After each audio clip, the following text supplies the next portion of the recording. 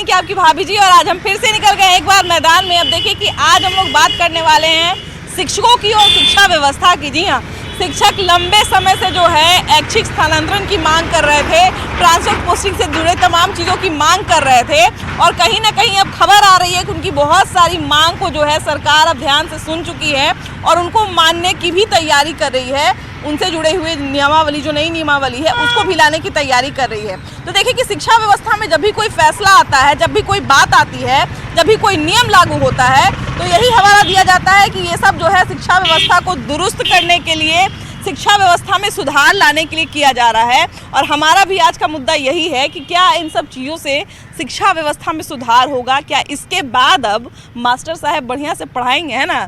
शिक्षा व्यवस्था की जो है वो जिस तरह के सुधार की बात की जाती है, उतना सुधार अब देखने को मिलेगा कि नहीं मिलेगा। तो आइए हम लोग चलते हैं लोगों के बीच में और उन्हीं से जानेंगे कि क्या अब मास्टर साहब बढ़िया से पढ़ाएंगे। आइए।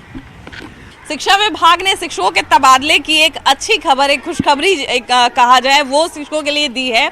और इससे कहीं ना कहीं शिक्षकों में भी एक खुशी है कि ऐच्छिक तबादले की बात हमेशा से शिक्षक करते आए हैं, हमेशा से जो है वो इच्छा जताते आए हैं। खासकर महिलाएं जो हैं, जिनको बहुत ज़्यादा दिक्कत होती है, उन सब चीज़ों को भी जो है ध्यान में रखा गया है। पति पत्नी अगर साथ में शिक्षक हैं तो उन सब का तबादला कैसे होगा, इस तरह इन सारी चीज़ों का जो है वो ध्यान रखा गया है। हालाँकि नई शिक्षा नीति अभी आनी बाकी है, उन सारी चीज़ों में क्या होती है, उस नियमावली में क्या होती है, तो आने वाला समय बताएगा। लेकिन एक सवाल सर, अभी कुछ शिक्षक हैं हमारे साथ, इनसे हम सबसे पहले अपनी बातचीत की शुरुआत करते हैं।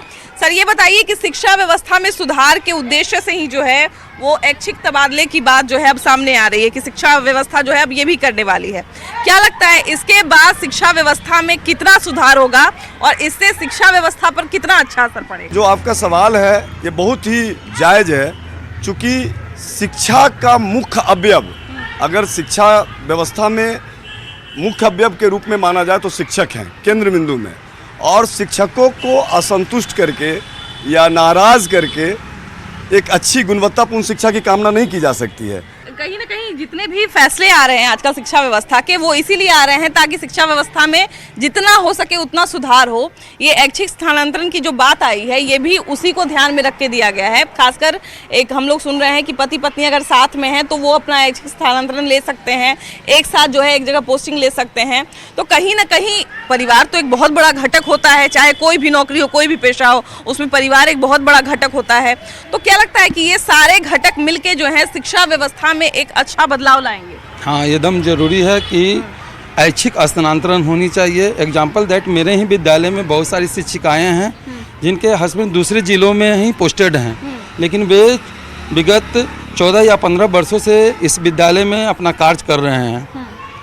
तो वे एक विद्यालय में यदि वे होते और या बगल के ही विद्यालय में होते तो उनका पारिवारिक सौहार्द जो है वो बना रहता।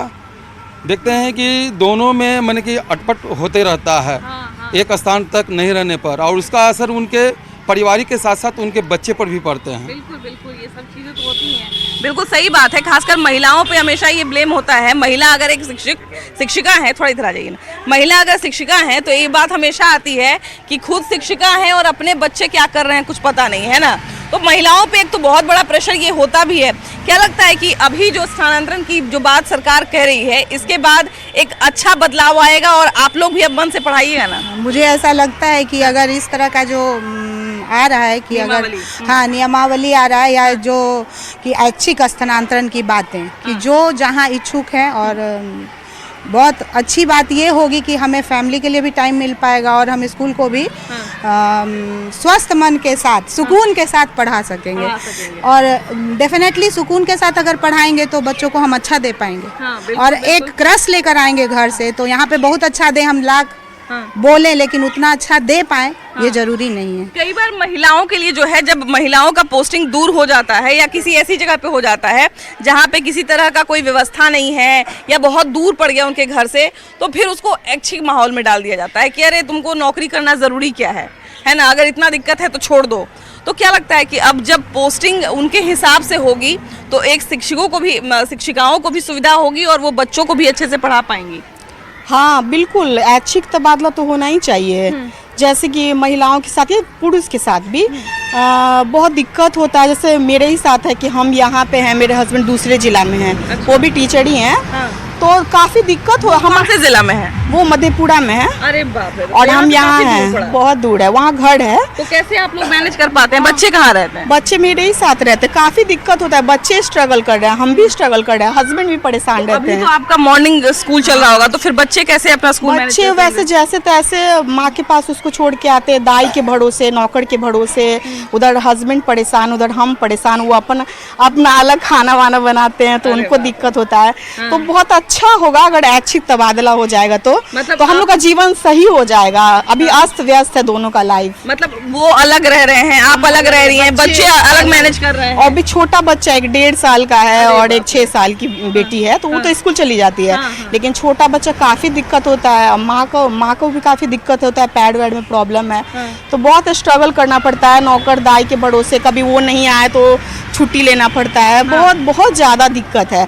अगर सरकार हम लोग को ऐच्छिक तबादला दे देती है तो बहुत अच्छा होगा। बिल्कुल बिल्कुल, ये समझिए कि ये एक जेन्युइन समस्या है जो आमतौर पे महिलाओं के साथ होती है कि जैसे ही महिला जो है वो घर से बाहर निकलती है काम करने के लिए, तो वैसे ही एक तो घर में स्ट्रगल, दूसरा बाहर में स्ट्रगल।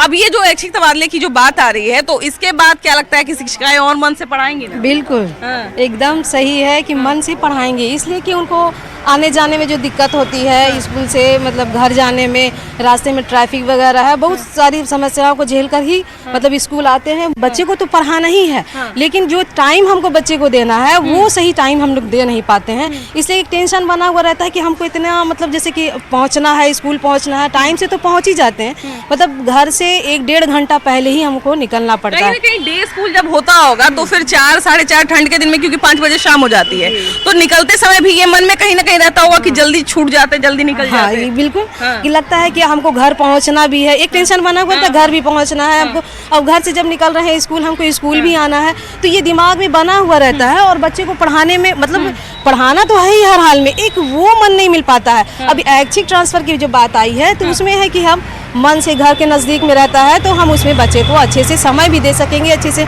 पढ़ा भी सकेंगे, और मतलब जैसे कि बच्चे का सर्वांगीण विकास भी जैसे कि उनका हो सकता है। लेकिन शिक्षा व्यवस्था में कोई भी बदलाव आए, कोई भी फैसला आए, तो शुरुआत इसी बात से होती है कि शिक्षा व्यवस्था में सुधार के उद्देश्य से, है ना, ये एक टैगलाइन हमेशा लगा रहता है। अब जो है स्थानांतरण की एक खबर आई है, नियमावली नहीं जल्दी ही आ जाएगी, इसके बाद क्या लगता है शिक्षक और मन से पढ़ाएंगे ना? हम बार बार यही सवाल पूछ रहे हैं। सबसे पहले तो मैं न्यूज़ 18 की टीम को बहुत धन्यवाद देता हूँ कि उन्होंने शिक्षक का एक मैंने बहुत बड़ा ये आगे बढ़ाने का काम किया है, और स्कूल में जो समस्याएं हैं, शिक्षकों की जो समस्याएं हैं, उनको सरकार के सामने रखने का काम किया है। और ख़ास करके इस बात के लिए और ज़्यादा धन्यवाद दूंगा कि आप इसके लिए हमारे विद्यालय को भी चुना, इसके लिए बहुत बहुत धन्यवाद। अब जहाँ तक आपकी बात है तबादले पर, तो अगर शिक्षकों के ऐच्छिक ट्रांसफ़र की बात हो तो इससे अच्छी बात और नहीं हो सकती, क्योंकि शिक्षकों का बहुत ज़्यादा समय स्कूल आने और स्कूल से जाने में चला जाता है। और बहुत सी शिक्षिकाएं ऐसी भी हैं जो परिवार से अलग कई सालों से रह रही हैं, वो अपने बच्चे को समय नहीं दे पा रही हैं, अपने परिवार को समय नहीं दे पा रही हैं, वो पारिवारिक समन्वय वो बना नहीं पा रही हैं। बिल्कुल बिल्कुल। तो इससे उनका भी मन अस्थिर रहता है, वो पूरा स्वस्थ मन से, शांत मन से पूरे बच्चों के भविष्य के शिक्षा के लिए अच्छी तरह से नहीं सोच पाते हैं। वो पढ़ाई तो करा रहे हैं, लेकिन उतनी तन्मयता से नहीं करा पाते हैं। खासकर देखिए कि जब शिक्षक लंबे समय तक पढ़ाते रहते हैं तो उनका एक सामंजस्य भी बैठ जाता है बच्चों के साथ, उस माहौल के साथ। बच्चों का भी एक सामंजस्य बैठ जाता है कि हाँ सर इस वहाँ गए हैं, सर को जो है वो सर ये पढ़ा सकते हैं, सर ये बढ़िया पढ़ाएंगे, तो तमाम तरह की चीज़ें होती हैं। कई बार सर स्कूल के प्रिंसिपल हैं, और सर से हम ये जानना चाहेंगे सर कि बहुत सारे आपके आंखों के सामने जो है वो बहुत सारी शिक्षिकाएं हो सकता है कि नौकरी छोड़ भी देती होंगी कई बार शादी होने के बाद। हाँ, ज़्यादा जिनको दिक्कत रहता है, हाँ, तो कुछ छोड़ती भी हैं। हाँ, लेकिन सबसे बड़ा ये है कि स्थानांतरण जैसे पहले भी इस विभाग में होता था। हाँ, जैसे जिस समय थे मदन मोहन झा, हाँ, उस समय था, जैसे हम ही पहले गोपालगंज में थे। हाँ, हम अंतर जिला ट्रांसफ़र करवा के यहाँ आए। अच्छा। अब बहुत आसानी से हो गया। हाँ, ऐच्छिक ट्रांसफ़र था। हाँ। तो किसी जिला में जैसे जहाँ आपसे आवास है या किसी एक जिला में आप जा सकते हैं। हाँ, हाँ। इस तरह की व्यवस्था थी। लेकिन बीपीएससी का जिस समय रिजल्ट आया था उस समय हम लोग ने बहुत सारी ऐसी खबर पड़ी थी जिस समय जैसा तैसा जगह पे स्थानांतरण होने के कारण जो है मतलब पोस्टिंग होने के कारण जो है बहुत सारी महिलाओं ने ज्वाइन ही नहीं किया, ये भी बात हुई थी उस समय। हाँ, उस समय तो हाँ। ऐसा नहीं था। हाँ, नहीं जिस समय अभी जिस समय अच्छा इस समय नया जो बीपीएससी की बहाली हुई। हाँ बहुत सारे क्योंकि मान लीजिए शहर में रहने वाली लड़कियों ने जिन्होंने बीपीएससी से तैयारी की और एक अच्छे माहौल में रह रही है, कहीं दूर दराज के गांव में जहाँ का उन्होंने नाम भी नहीं सुना या बहुत उनके पहुंच से दूर है। अब यहाँ पटना में रहने वाली लड़की का जो है वो पोस्टिंग हो गया मधेपुरा के किसी गाँव में, पूर्णिया के किसी दूर दराज के गाँव में, जहाँ पर अभी भी जो है बढ़िया से सवारी नहीं मिलता होगा। तो कहीं ना कहीं ज़रूरी तो है वहाँ भी शिक्षा की लौ पहुँचना ज़रूरी है, लेकिन कहीं ना कहीं उन महिलाओं को जो है वो दिक्कत हो गया उनको इतना दूर से जाने में। हाँ दिक्कत तो हो गया। इस तरह की बात तो सही है आपका मैडम। हाँ। कि बहुत महिलाएं छोड़ी भी है। हाँ। तो अब तो सरकार जो है वो बहुत सारा बात आपके मन का कर रही है, तब बढ़िया से पढ़ाइएगा ना। सरकार के जो मंशा है बिल्कुल साफ है। हाँ। वो सरकार पूरी तरह चाहती है कि शिक्षा में बिल्कुल सुधार हो। हाँ। सुधार के ही मकसद से हाँ। ऐच्छिक स्थानांतरण का जो लाया है बहुत मतलब कि अच्छी बात है। हाँ। वो होना चाहिए ताकि हम लोग एकदम खुले दिल से सही रूप से शिक्षा प्रदान कर सकें, जिससे बच्चों, शिक्षकों और शिक्षकों के अभिभावक, माता पिता, बुजुर्ग सबको हित में हो। क्योंकि लोकल शिक्षक रहते हैं तो एक गार्जियन का भी उनके प्रति थोड़ा रहता है ना, कि हाँ भाई लोकल आदमी है, ये बच्चे को गार्जियन की तरह जो है वो देखेंगे, गार्जियन की तरह जो है ये संभालेंगे बच्चे को। तो कहीं ना कहीं लंबे समय से आप लोग मांग भी कर रहे थे, तो अब तो आप लोग की मांग को जो है सुना जा रहा है, लगभग पूरा भी किया जा रहा है। तो क्या लगता है कि इसके बाद जो है शिक्षक और मन से पढ़ाएंगे ना? हाँ मैडम, हम लोग मन से पढ़ाएंगे, बच्चों का भी हम लोग के प्रति लगाव रहता है। हम कहते हैं कि माता पिता कुछ समय देते हैं बच्चों के लिए घर पर, उससे अधिक समय तो हम लोग विद्यालय में बच्चों के साथ गुजारते हैं। उन लोगों को भी वो भी समझते हैं, हम लोग को अभिभावक के समान समझते हैं।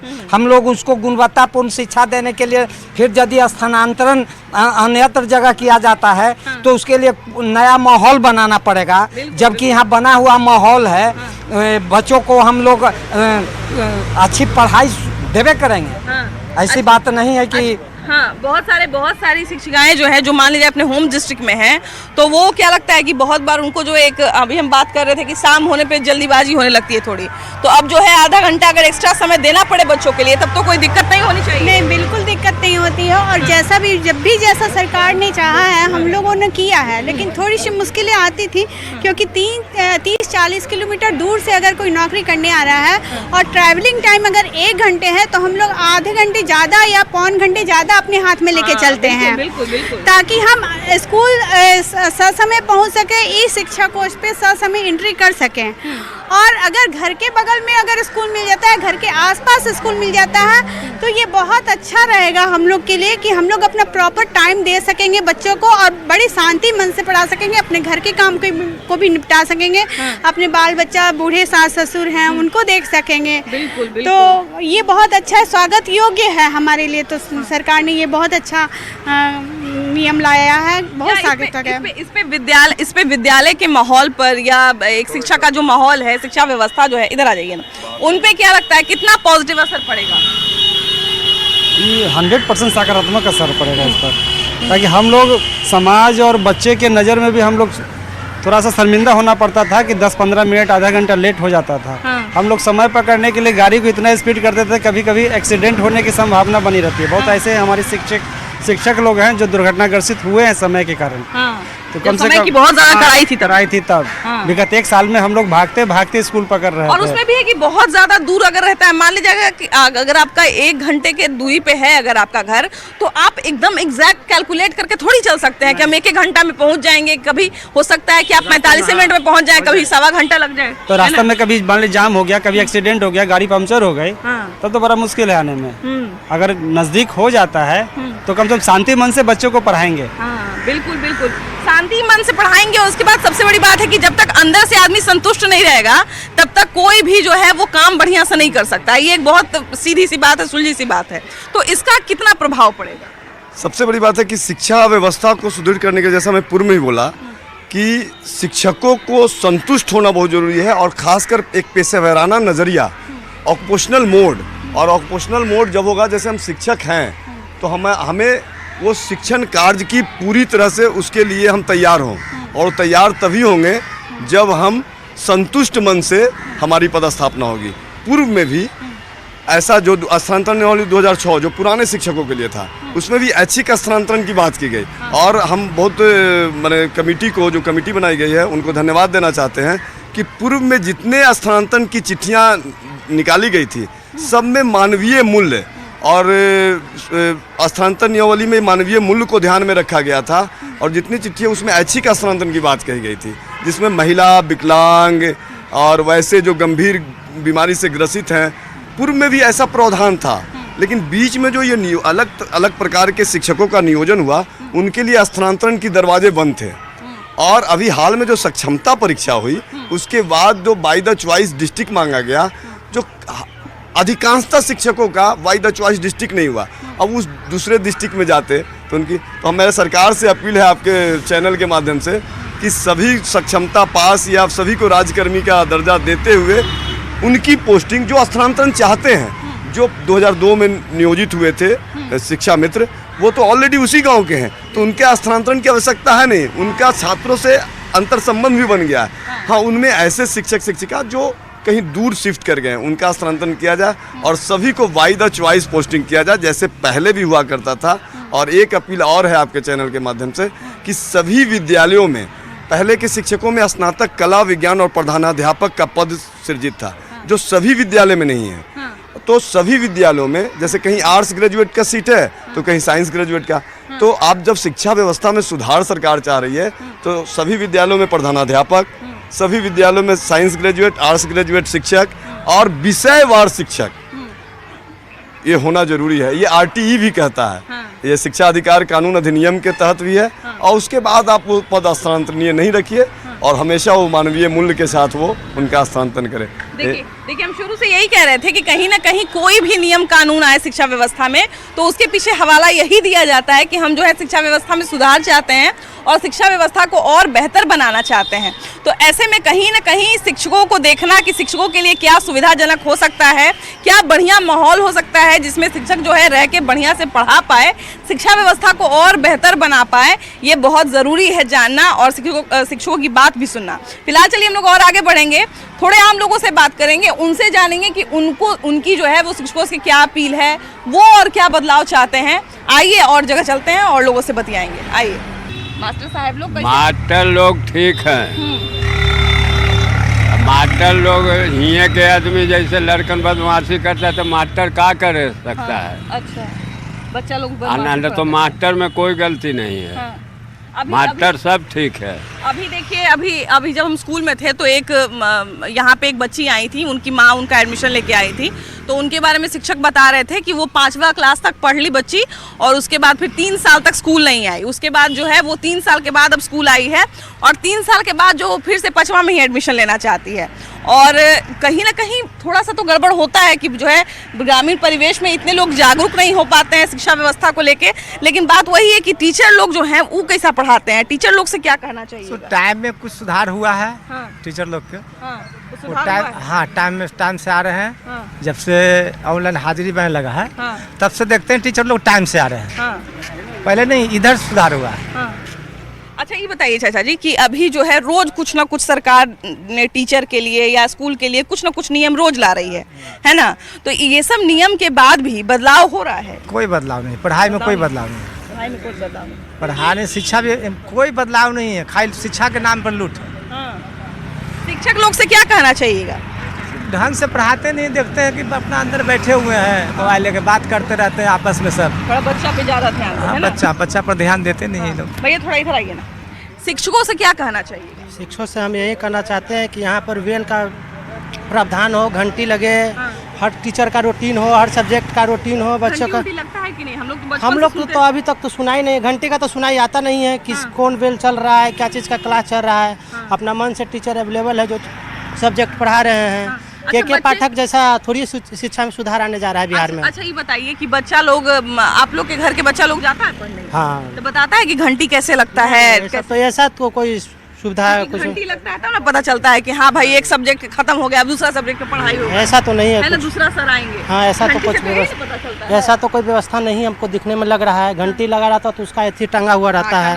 नहीं आवाज भी तो आता है। हाँ घंटी नहीं जोर से बजती आप लोग जाते जैसे मीडिया वाले हैं, आप लोग जगह हो तो देखे होंगे कहीं पर है टंगा हुआ। ना वो तो नहीं देखे, वो तो नहीं देखे। बस नहीं है तो नहीं है। देखिए टीचर लोग को रूटीन देखे हैं आप लोग, कभी टेबल पर गए हैं तो टीचर लोग का रूटीन कभी उन्होंने तो रूटीन बोला कि हम लोग जो है रूटीन तो आप देखें मैडम, आप देखे हैं हाँ नहीं वो हमको दिखाए, हमको मतलब लगा हुआ है चार्ट पे। हाँ वो हमको दिखाए हैं कि देखिए इतना मिनट तक टीचर पढ़ाते हैं, फिर इतना मिनट के बाद दूसरा टीचर जाते हैं। वैसा तो हमको बताए, हम जहाँ तक पूछे तो हमको बताए। नहीं ना आप लेकिन थोड़ा मीडिया में दिखा देते कि ये रूटीन का व्यवस्था है, वेल का व्यवस्था है, टीचर लोग टाइम नहीं देखे, हम झूठ कैसे बोलते भैया? जो देखे वो बता रहे हैं आपको, जो नहीं देखे वो नहीं बता रहे हैं। तो यही है सबसे बड़ी बात डिसिप्लिन नहीं है स्कूल में। डिसिप्लिन बन जाए बच्चा लोग सुधर जाएगा ऑटोमेटिक। देखिए बात वही है कि कहीं ना कहीं प्राइवेट स्कूल में भी अभी भी इतना भीड़ क्यों है? सरकारी स्कूल में जो है जबरदस्ती मतलब इतना सारा सुधार हो रहा है, सरकार इतना उपाय कर रही है चाचा, तभी जो है सरकारी स्कूल वैसा ही है, प्राइवेट स्कूल में सब भीड़ लगाए हुए। तो ऐसा क्या है सर? यहाँ स्कूल में पहले तो है जगह नहीं है। जगह बहुत कम है, बहुत कम है। 1 घंटा वो क्लास का है, 1 घंटा वो क्लास का है, तो मास्टर क्या पढ़ाएगा, लड़का क्या पढ़ेगा? हम लोग के गांव नगर की सूचना ये है कि इसको मकान तोड़ करके अब बढ़िया से इसको 3 तल्ला चलता बना देगा तो मास्टर की भी पढ़ाने में सुविधा होगा, लड़का की भी पढ़ने में सुविधा होगा। शिक्षक लोग से कुछ कहना चाहिएगा? शिक्षक लोग क्या क्या, हम लोग तो सर शिक्षक लोग भीतर रहते हैं, हम लोग बाहर रहते हैं। कोई जरूरी पिया तो गए हैं, न जरूरी तो काहे के लिए भीतर जाए? बच्चा लोग का कभी शिकायत लेके कभी नहीं जाते हैं? शिकायत तो बच्चा को ऐसे करिए ना, बच्चा की शिकायत नहीं है। रोड पर भी बढ़िया से पार कर देते हैं लड़कन को। छुट्टी होता है तो रोड पर पार कर देते हैं, उसमें सहमत हम लोग भी देते हैं। गाड़ी घोड़ा वाला आता है, मास्टर 2 तरफ से आता है, वो नहीं रोकता है गाड़ी वाला, हम लोग उठ करके डांटते हैं कि बच्चा लोग पार करा है तो मास्टर पार करा है तो तू बड़े लड़कन के चापा कर दोगे तो शांति हो करके पार हो जाता है। मतलब आप लोग जितना हो सके सहयोग करते हैं सर। तो बढ़िया बात है, बढ़िया बात है। अब हमारी लोग गांव के बच्चा है, हमरे बच्चा है तो गांव का बच्चा तो हमरे बच्चा है, तो उसको हम यहाँ पर हैं तो सहयोग नहीं देंगे। अब वो बाहरी है तो बाहरी के वैल्यू नहीं दे रहा है गाड़ी वाला, तो हम गाँव के तो उसको डांटेंगे ना। यही सब समस्या है सर। नहीं बात सही है। देखिए कि शिक्षा व्यवस्था में सुधार ही के उद्देश्य से जो है हम लोग इतना उपाय करवाते हैं, इतना चीज करते हैं। देखिए शिक्षा व्यवस्था में सुधार हमारे और आपके इच्छा शक्ति पे एक तो डिपेंड करता है, और दूसरा जो है इस बात पे भी डिपेंड करता है कि सरकारी स्कूल में कितना सुधार हो रहा है, सरकारी शिक्षा व्यवस्था पर इन सारे नियमों का जो है वो कितना प्रभाव पड़ रहा है, क्योंकि प्रभाव पड़ेगा तभी सुधार होगा, है कि नहीं? तो फिलहाल इस एपिसोड में इतना ही। अगला एपिसोड में हम लोग फिर से मिलेंगे कोई नया मुद्दा के साथ और ढेर सारा नया नया लोग के साथ, लेकिन तब तक के लिए बाय बाय।